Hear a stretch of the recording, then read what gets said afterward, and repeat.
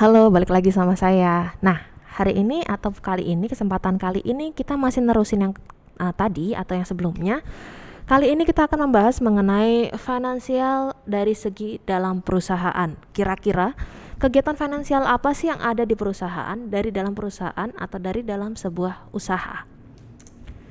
Nah, kalau kita melakukan breakdown atau kita memecah dari kegiatan keuangan, ada 3 hal yang akan dipenuhi atau yang akan dipikirkan oleh perusahaan terkait keuangannya.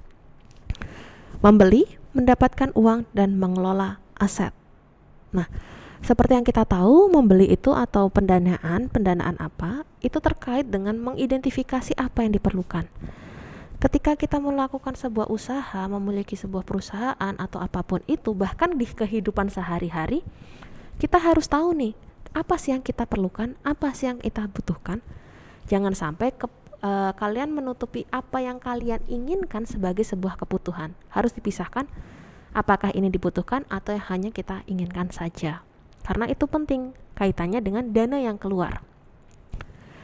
Simpelnya gini, ketika saya punya handphone, ternyata handphone saya rusak. Oke, berarti karena memang saya sehari-hari membutuhkan handphone, saya memutuskan untuk membeli handphone. Saya identifikasi dulu. Oke, handphone jenis apa sih yang saya butuhkan? Katakanlah saya membutuhkan dengan kamera yang, saya tidak butuh kamera yang bagus-bagus, tapi saya butuh RAM sama memori yang cukup besar. Oke. Nah, dari situ saya identifikasi saya butuh HP spesifikasi seperti ini, muncullah beberapa opsi. Apakah mau Oppo, apa mau Vivo, Xiaomi, atau Lenovo, atau apapun itu. Nah, ternyata dari yang saya identifikasi itu, saya memilih, oke, saya kayaknya memilih Xiaomi saja deh, karena dengan harga yang tidak terlalu mahal dan spesifikasi yang menurut saya cukup untuk saya. Lalu, kegiatan yang kedua yang akan saya lakukan adalah mendapatkan uang. Nah, dari sini kegiatannya adalah bagaimana saya mendapatkan uang untuk membeli handphone tersebut. Sama halnya kalau di perusahaan, ketika kalian menentukan membeli sesuatu, cara mendapatkan uangnya seperti apa. Nah, mendapatkan keuangan di sini bisa macam-macam. Mungkin saya bisa nabung, bisa minta orang tua saya, atau saya bisa dari part time atau dari pekerjaan full time saya, atau dari apapun itu. Nah, ini yang akan dibahas di mendapatkan keuangan, karena sumber keuangan, sumber pendanaan bisa dari mana saja. Nah, akhirnya saya memutuskan, oke, saya tadi mau beli handphone dengan merek Xiaomi, saya mendapatkan uangnya dari tabungan saya, jadi modal saya pribadi. Ya udah, saya beli nih HP-nya. Sekarang saat ini HP-nya sudah di tangan saya. Langkah yang ketiga adalah bagaimana saya mengelola asetnya. Nah, saya berkata bahwa Xiaomi ini atau handphone saya ini adalah aset saya karena akan saya gunakan selama beberapa tahun ke depan. Nah, mengelola aset ini adalah bagaimana kita mengelola barang yang kita punya atau aset yang kita punya agar bisa bekerja secara efektif dan efisien. Nah, kalau kasus saya tadi, kayak misalnya saya beli Xiaomi atau beli handphone itu, saya bagaimana mengelola asetnya biar handphone saya bisa berguna 3-5 tahun ke depan dengan kinerja yang tidak berkurang. Misalnya seperti itu. Oke, mungkin saya akan kasih proteksi apapun itu, terus apa yang memang membuat HP saya agar tetap maksimal bekerjanya di 3-5 tahun ke depan. Nah, di sini saya ambil contoh dulu nih beberapa mengenai apa yang perlu dibeli. Kalau teman-teman misalnya tadi mengidentifikasi apa yang perlu dibeli sesuai kebutuhan atau keinginan, bedakan hal itu. Nah, kalau kita lihat dari segi perusahaan, kalau misalnya berbicara tentang apa yang perlu dibeli, ada 2 hal, jangka panjang atau jangka pendek. Ketika kita berbicara tentang jangka panjang, itu kaitannya dengan infrastruktur, misal gedung, tanah, kendaraan, mesin, dan apapun itu, gudang. Nah, di mana memang barang-barang yang kalian beli itu bisa digunakan untuk jangka panjang. Nah, kalau kita berbicara dari jangka pendek, itu misalnya ada persediaan, karyawan, dan marketing. Loh, kok kita ngomongin tentang marketing dan karyawan, Bu, di sini, di keuangan? Kalau di persediaan kita sudah tahu, kita membicarakan tentang biaya apa saja yang keluar, terus apakah persediaan kita mencukupi atau tidak, itu kaitannya dengan biaya.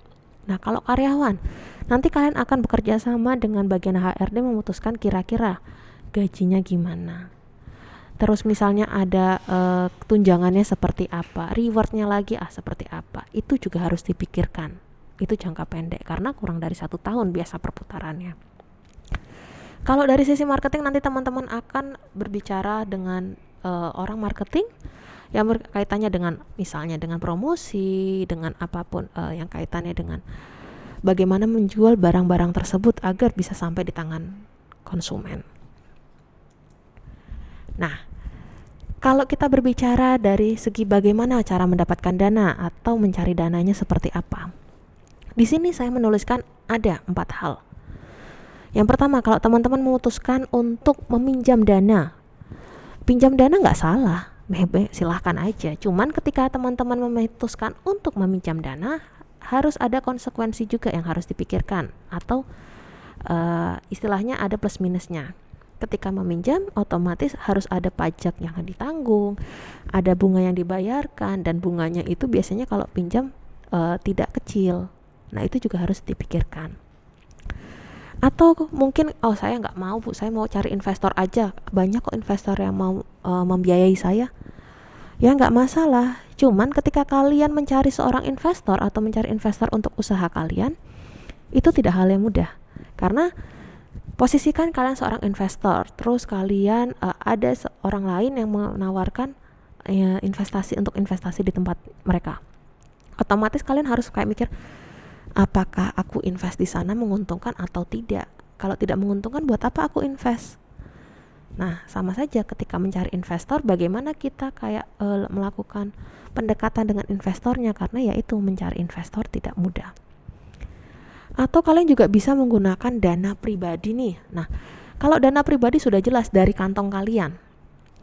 Misalnya, saya punya uang dana banyak kok Bu, buat apa saya pinjam? Buat apa saya cari investor? Ya silahkan saja menggunakan dana pribadi. Cuman ketika kalian memutuskan menggunakan dana pribadi, ada beberapa hal yang harus diperhatikan. Misal, kalau misalnya nanti jelek-jeleknya kalian mengalami kerugian, lah itu pasti akan sangat kerasa karena dana yang keluar adalah dana kantong kalian dan kalian mengumpulkannya istilahnya tidak waktu cepat gitu. Atau kalian bisa menggunakan laba internal. Nah, ini biasanya kalau gampangnya ketika kalian menghitung nanti di laba rugi ada yang namanya laba bersih.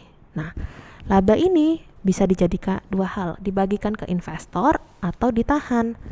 Nah, kalau ditahan ini bisa dibuat untuk membeli barang-barang yang kalian inginkan untuk menunjang usaha kalian, atau bisa dikatakan sebagai reinvestasi. Nah, itu yang dikatakan sebagai laba internal, menggunakan laba internal.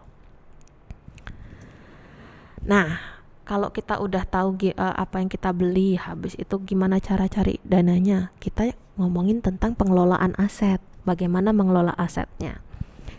Nah, di sini ada 3 kegiatan nih yang bisa kalian gunakan untuk pengelolaan aset. Yang pertama, penjadwalan. Penjadwalan ini kaitannya mungkin teman-teman melakukan jadwal untuk maintenance rutin, misalnya dalam 1 tahun 3 bulan sekali. Itu maintenance. Dimana apapun terjadi kerusakan atau tidak, setiap 3 bulan harus dilakukan maintenance. Nah, kalau ada maintenance, otomatis harus ada anggarannya. Gak bisa dong maintenance saja tanpa ada anggaran. Ya, anggaran juga perlu dimasukkan sebagai pengelolaan aset. Nah, karena memang maintenance dilakukan 3 bulan sekali, bukan berarti tidak ada kontrol nih. Nah, misal kontrol dilakukan tiap bulan, biar jaga-jaga ternyata, pada bulan kedua atau bulan keempat itu ternyata mengalami kerusakan, sehingga perlu dibetulkan agar tidak terjadi delay dari segi produksi. Misal kalau kita berbicara tentang alat. Nah, seperti itu. Jadi penjadwalan dari segi penjadwalan dari segi maintenance, anggaran dari segi yang harus dikeluarkan ketika maintenance. Tapi kalau kita berbicara anggaran ini harus ada dana juga yang jaga-jaga untuk kontrolnya. Jadi biaya tidak terduga. Dan yang terakhir adalah dari segi kontrolnya yang di luar penjadwalan maintenance. Nah, yang harus diingat ini kalau teman-teman mungkin kalau finansial itu berkata bahwa bagaimana cara mereka mencari dana untuk membeli barang. Tapi kalau kita kulik lagi, ternyata finansial tidak hanya sekedar mencari dana dan membeli barang, tapi juga bagaimana mereka mengelola aset. Oke, sampai di sini dulu lagi untuk terkait dengan finansial dalam perusahaan. Selanjutnya kita akan membicarakan finansial dari luar perusahaan. Bye.